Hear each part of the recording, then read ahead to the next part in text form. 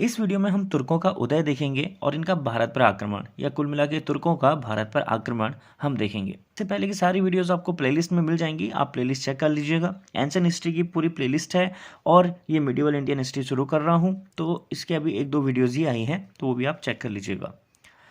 तुर्क जो है मध्य एशिया की खानाबदोश जनजाति थी, ठीक है। 8वीं शताब्दी में इन्होंने इस्लाम धर्म को स्वीकार कर लिया था, क्योंकि इससे पहले जस्ट हमने इस्लाम धर्म को ही पढ़ा था, ठीक है। अब्बासी खलीफाओं के समय ये लोग महल रक्षक और पेशेवर सैनिक के रूप में नियुक्त होने लगे थे। अब्बासी खलीफा, आपको याद होगा इस्लाम धर्म जब मैंने पढ़ाया था तो अब्बासी खलीफाओं के बारे में आपको बताया था, एक बार आप वीडियो को जरूर चेक कर लीजिएगा, ठीक है। ये धीरे धीरे शिक्षित हुए और नागरिक जीवन अच्छा होने के कारण प्रशासनिक पदों पर ही नियुक्त होने लगे थे। तो इसी के आसपास क्या हुआ, जो ईरान इराक है, यहाँ सम्मानित राज्य का उदय हुआ। अपने क्षेत्र के स्तर से जो उठ के सामने आए वो अपना अपना राज्य बनाने शुरू किए, अपना अपने देश को स्टेबलाइज करना शुरू कर दिए थे। उस राज्य में क्या हुआ कि बड़ी संख्या में तुर्क प्रशासनिक पदों पर नियुक्त होने लगे। इन्हीं में से एक था अलप्तगीन, ठीक है। धीरे धीरे समय बीतता है और सम्मानित जो राज्य थे ये क्या होते हैं कि कमजोर होना शुरू हो जाते हैं। गजनी जो प्लेस है इसको अपना सेंटर बना के अलप्तगीन ने क्या किया, तुर्कों के प्रथम स्वतंत्र राज्य की स्थापना कर दी, ठीक है। तो तुर्कों का जो प्रथम स्वतंत्र राज्य बना था उसका संस्थापक आपका अलप्तगीन था, ठीक है, ये याद रखिएगा। अब हम जानेंगे अलप्तगीन के बारे में। 962 से 977 ईस्वी इसका समय रहता है, ठीक है। अलप्तगीन ने अपनी राजधानी किसको बनाया था, गजनी को, ठीक है। अलप्तगीन ने 1700 चुने हुए तुर्क अधिकारियों को नियुक्त किया था, इनमें से एक सुप्तगीन था, ठीक। और अलप्तगीन के बाद ये सुप्तगीन ही है जो शासक बनता है गजनी का, ठीक है। सुप्तगीन जो है 977 से 997 ईस्वी इसका समय रहता है। दूसरा तुर्क शासक सुप्तगीन था, ठीक। इस समय में 986 में हिंदूशाही वंश के शासक जयपाल ने सुप्तगीन के राज्य पर आक्रमण किया था, लेकिन जयपाल की सेना छिन्न भिन्न हो गई और अंततः इसको समझौता करके वापस आना पड़ा। कुछ दिनों बाद सुप्तगीन ने फिर जयपाल के राज्य में आक्रमण करके लूटपाट शुरू कर दी थी। और सुप्तगीन की मृत्यु के बाद इसके 2 पुत्र होते हैं, ठीक है। एक होता है अब्दुल कासिम महमूद और दूसरा होता है इस्माइल। तो ये दोनों जो है पहले उत्तरार्ध के लिए युद्ध करते हैं, जिसमें क्या होता है अब्दुल कासिम महमूद विजयी होता है और अब्दुल कासिम महमूद गजनवी के नाम से शासक बनता है, ठीक है। अब जो ये अब्दुल कासिम महमूद है जिसको हम महमूद गजनवी कहते हैं, इसको हम देखेंगे, ठीक है। महमूद गजनवी वेरी इंपॉर्टेंट है इस वीडियो में, ठीक है। 988 से 1030 ईस्वी इसका समय रहता है, ठीक। महमूद गजनवी गद्दी पर बैठने के 1 वर्ष के अंदर ही बगदाद के अब्बासी खलीफा अल कादिर बिला से गजनी के शासक के रूप में मान्यता प्राप्त कर लेता है, ठीक है। सवाल आएगा गजनी के शासक के रूप में महमूद गजनवी को किसने मान्यता दी, अल कादिर बिला ने दी, ठीक है। ये कौन था, अब्बासी खलीफा था, ठीक है। अल कादिर बिला ने महमूद गजनवी को अमीन अल मिल्लत, ठीक है, मुसलमानों का रक्षक और यमिना उद्दौला यानी कि साम्राज्य का दाहिना हाथ की उपाधि प्रदान की। महमूद गजनवी सुल्तान की उपाधि धारण करने वाला पहला मुस्लिम शासक था। तो कभी सवाल आए कि सुल्तान की उपाधि धारण करने वाला पहला शासक कौन था, ये इंपॉर्टेंट हो जाएगा यहाँ पे, महमूद गजनवी। महमूद गजनवी के भारतीय अभियान। महमूद गजनवी 1000 ईस्वी से 1027 ईस्वी तक भारत में कुल 17 बार आक्रमण करता है, ठीक है। इसका जो पहला अभियान था 1000 ईस्वी में हुआ, भारत की कुछ सीमा के क्षेत्रों को विजित कर लिया था, ठीक है। दूसरा अभियान 1001 में हुआ जब इसने हिंदूशाही वंश के राजा जयपाल के विरुद्ध आक्रमण किया था। तो जो जयपाल है इसकी राजधानी थी वहंद यानी उदबंडपुर, जिस जो आज की डेट में जाना जाता है जिसको, ये पेशावर के नजदीक था और यहीं इनका जो है युद्ध भी होता है जयपाल का, ठीक है। जयपाल इस युद्ध में हार जाता है, उसको बंदी बना दिया जाता है और बदले में यहाँ पे क्या होता है कि 50 हाथी और 21/2 2.5 लाख यानी कि 2.5 लाख दिनार देने के बदले इसने जयपाल को मुक्त किया था। जयपाल क्या करता है कि इस अपमान को सहन नहीं कर पाता और एक चिता बनाता है और खुद उसमें आत्महत्या कर देता है, ठीक है। 1006 ईस्वी में गजनवी ने मुल्तान पर आक्रमण किया और यहाँ पर करमाथी वंश के शासक अब्दुल फतेह दाऊद ने बिना युद्ध के ही आत्मसमर्पण कर दिया। इस तरह मुल्तान पर महमूद गजनवी का अधिकार हो गया था, ठीक है। 1008 ईस्वी में इसने हिंदूशाही राज्य पर आक्रमण किया और यहाँ के शासक आनंद पाल को वहंद के पास पराजित कर दिया। विजय के बाद महमूद गजनवी ने सिंध पर अधिकार कर लिया था, ठीक है।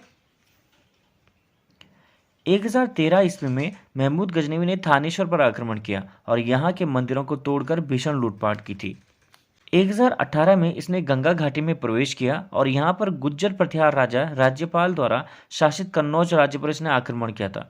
इस अवसर पर राज्यपाल बिना युद्ध के ही भाग गया था और इसने मनमानी ढंग से लूटपाट करना शुरू कर दी थी। ठीक है, 2020-21 में कलिंजर अभियान भी करता है। इस समय यहाँ का चंदेल शासक विद्याधर होता है जो शासन कर रहा था। महमूद गजनवी ने कलिंजर किले को विजित नहीं किया, लेकिन विद्याधर से सामान्य उपहार को लेकर यह गजनी वापस लौट जाता है। ठीक है, महमूद गजनवी का जो सबसे महत्वपूर्ण आक्रमण था 1024-25 में होता है सोमनाथ पर। ठीक है, इस समय गुजरात का शासक भीम प्रथम था और 3 दिन के भीषण युद्ध में इसने सोमनाथ के मंदिर पर अधिकार कर लिया था और मंदिर को तोड़कर विपुल संपत्ति यहाँ पे प्राप्त कर ली थी। ठीक है, 1025 में सोमनाथ से वापस जाते समय सिंधु नदी की निचली घाटी में जाटों ने इसका मार्ग रोका। इस समय यहाँ रक्षात्मक कार्यवाही करते गजनी यह चले गया था। 1027 में महमूद गजनवी का अंतिम आक्रमण हुआ और यह आक्रमण जाटों के विरुद्ध एक तरह से दंडात्मक अभियान था। इसमें इसने जाटों को कठोरता से दमन किया और वापस चले जाते हैं। इसके जो प्रमुख भारतीय आक्रमण है उनमें 17 हुए थे, लेकिन कुछ महत्वपूर्ण है जिनको मैं यहाँ पे बता रहा हूँ। ठीक है, कुछ ही यहाँ पे कर देख लीजिए। सबसे पहला 1001 ईस्वी में होता है हिंदुशाही राज्य में। ठीक है, जयपाल यहाँ का राजा होता है, जयपाल पे होता है। दूसरा आक्रमण इसका फतेह दाऊद के शासन पे होता है जो मुल्तान में शासन कर रहा था 1005 ईस्वी में। तीसरा आनंदपाल पे होता है हिंदुशाही राज्य।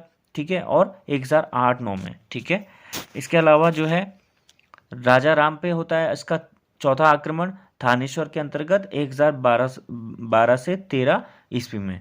ठीक है, फिर इसका पांचवा आक्रमण होता है राज्यपाल पे जो कन्नौज का राजा रहता है और 1018 से 19 ईस्वी में ये हुआ था। विद्याधर राजा पे होता है जो कलिंजर का राजा रहता है 1020 से 21 ईस्वी। और जो लास्ट सबसे ज़्यादा इंपॉर्टेंट है भीम प्रथम सोमनाथ मंदिर में होता है 1024 से 25 ईस्वी। ठीक, महमूद गजनवी का भारतीय अभियानों का मुख्य उद्देश्य धन प्राप्त करना था, यद्यपि इसने मुल्तान, सिंध और पंजाब पर अपनी सत्ता स्थापित कर ली थी। ठीक है, महमूद ने खैबर दर्रे से आक्रमण किया था। ठीक है, खैबर दर्रे से ही आता था आक्रमण करने के लिए। महमूद गजनवी के दरबार में उत्वी नाम के एक विद्वान था जिसने तारीख यामनी लिखी थी। ठीक है, एक फिरदौसी भी था जिसने शाहनामा लिखी। ये कई बार पूछा जाता है कि तारीख यामनी किसके द्वारा लिखी गई है। ठीक है, उत्वी इसका आंसर हो जाएगा। ठीक है, शाहनामा पूछ लिया जाए तो फिरदौसी। एक अलबरूनी था। ठीक है, जो 1018 में महमूद गजनवी के साथ भारत आया था और 10 वर्षों तक यहाँ रहा। इसने किताबुल हिंद या तारीख हिंद लिखी। तो सवाल आएगा किताबुल हिंद या तारीख हिंद किसके द्वारा लिखी गई है, तो अलबरूनी के द्वारा लिखी गई है। ठीक है, महमूद गजनवी के जो आक्रमण हुए उसका क्या इफेक्ट पड़ा इंडिया पे। ठीक है, भारतीय राजाओं को इसने पराजित कर लिया था। भारतीय राजनीति की कमजोरी को उसने उजागर कर दिया दुनिया के सामने। पंजाब, सिंध, मुल्तान में गजनवी गवर्नरों की नियुक्ति कर दी और मुस्लिम शासन की इसने स्थापना कर दी थी। ठीक है, भारत में इसने विदेशी आक्रमण का द्वार खोल दिया था। भारतीय कला को इसने नष्ट किया। भारत का धन इसने गजनी लेके चले गया था। ठीक है, अब इसके बाद आता है मोहम्मद गोरी। 20वीं शताब्दी के मध्य में गौर वंश का उदय होता है और इनके साम्राज्य का आधार उत्तर पश्चिम अफगानिस्तान था। प्रारंभ में क्या होता है ना, गोरी लोग गजनी के अधीन थे। ठीक है, और बाद में स्वतंत्र हो जाते हैं। 1163 ईस्वी में गयासुद्दीन बिन साम गौर वंश का शासक बनता है और इसने गजनी पर आक्रमण करके इसे विजित कर लिया। अपने छोटे भाई मोहम्मद गोरी को इसने गजनी दे दिया था। मोहम्मद गोरी के जो वंश है इसका नाम था शंशबानी वंश। ठीक है, और अगर महमूद गजनवी का वंश पूछा जाए तो यामनी वंश, याद रखिएगा। ठीक है, मोहम्मद गोरी ने गजनी को केंद्र मानकर भारत पर अनेक बार आक्रमण किया और तुर्की सत्ता की स्थापना का मार्ग प्रशस्त कर दिया था। ठीक है, यानी कि तुर्की सत्ता का मार्ग इसने पक्का कर दिया था, खोल दिया था। मोहम्मद गोरी का पहला आक्रमण 1175 ईस्वी में होता है मुल्तान पर। ठीक है, और यहाँ इसने करमाथियों को पराजित किया था। ठीक है, करमाथी वंश है एक एक्चुअली में। ठीक है, और यहाँ पर अपना अधिकार स्थापित कर दिया। ये इसकी पहली विजय थी। तो मोहम्मद गोरी की पहली विजय कहाँ होती है, करमाथियों पे होती है 1175 में। ठीक है, 1178 में मोहम्मद गोरी ने गुजरात पर आक्रमण किया। ठीक है, और इस समय यहाँ का जो शासक था वो भीम द्वितीय था। ठीक है, ये इसकी दूसरी विजय थी। ठीक, कशहद के मैदान में गोरी की करारी हार हुई और यह भारत में इसकी पहली पराजय थी। इस पराजय के बाद मोहम्मद गोरी ने मुल्तान एवं सिंध के मार्ग को बदलकर पंजाब के मार्ग को चुना। ठीक, 1181 में इसने पंजाब पर आक्रमण किया और यहाँ पर गजनी वंश का खुसरो मलिक शासक था। इसने युद्ध के स्थान पर मोहम्मद गोरी को अत्यधिक उपहार देकर संधि कर ली थी। ठीक है, किसने, खुसरो मलिक ने। 85-86 में मोहम्मद गोरी पुनः पंजाब पर आक्रमण किया और राजधानी लाहौर लेके गया। खुसरो मलिक बंदी बना लिया गया और उसकी हत्या कर पंजाब पर अधिकार कर लिया गया था। 1191 में तराई का प्रथम युद्ध हुआ मोहम्मद गौरी और पृथ्वीराज चौहान के बीच। ठीक है, इस युद्ध में मोहम्मद गौरी पराजित हुआ और गजनी चले गया। ठीक है, चौहान वंश जब मैंने बताया था तब ये वीडियो पे भी डिस्कस हुआ था थोड़ा सा। 1192 में तराई का द्वितीय युद्ध होता है। इस युद्ध में पृथ्वीराज चौहान पराजित हुआ और बंदी बना लिया गया। इसने गौरी की अधीनता को स्वीकार कर लिया, परंतु बाद में विद्रोह कर लिया और मारा गया। ठीक है, तराई का द्वितीय युद्ध भारतीय इतिहास में महत्वपूर्ण है क्योंकि इस युद्ध के बाद भारत में तुर्की सत्ता का मार्ग प्रशस्त हो जाता है।